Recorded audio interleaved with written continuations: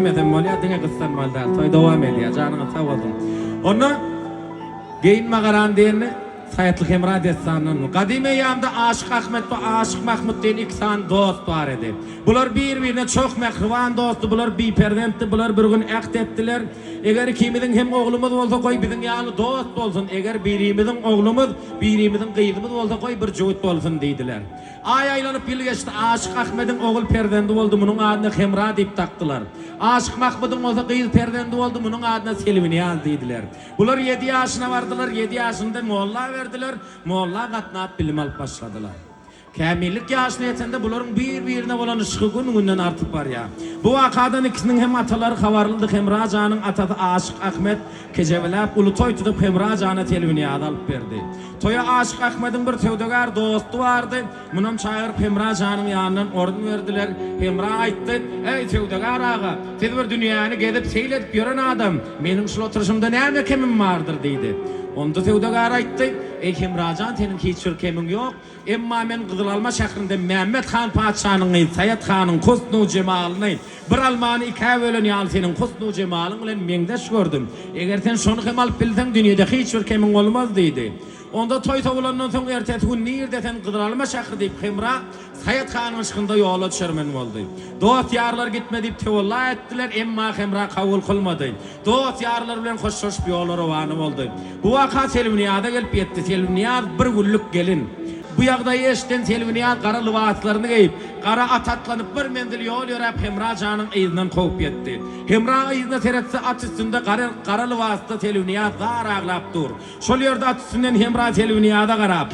Müçgayını indirip çıtma kaşını, geley Selvim sen giyinme karanı. Kumar ağlı gözünden dökme yaşını, geley Selvim sen giyinme karanı deyip at üstünde 5 kelime söz diyer oldu. Gör bak ne mi derken.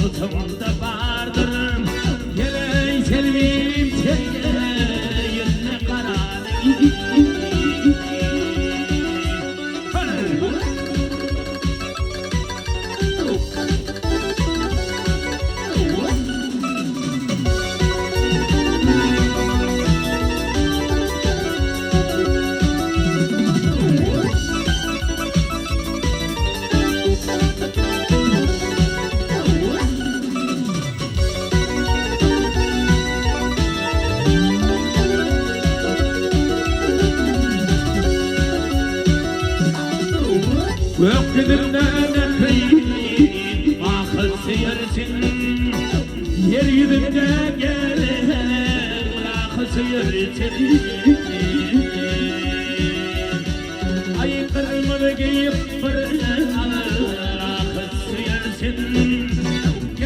sevgim sende yerine karadı. Ay kırmızı giyip bir sıyırsın.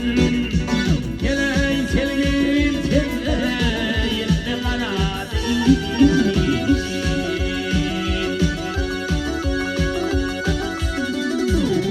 Kimra diyer kayna yüreğin coşmaz. Ataşı bulmasın lukmasın işte. Gül gül giyim sana kara yanaşma. Geley sevdiğim sende yerine karadı. Ay gül gül giyim yarım kara yanaşma.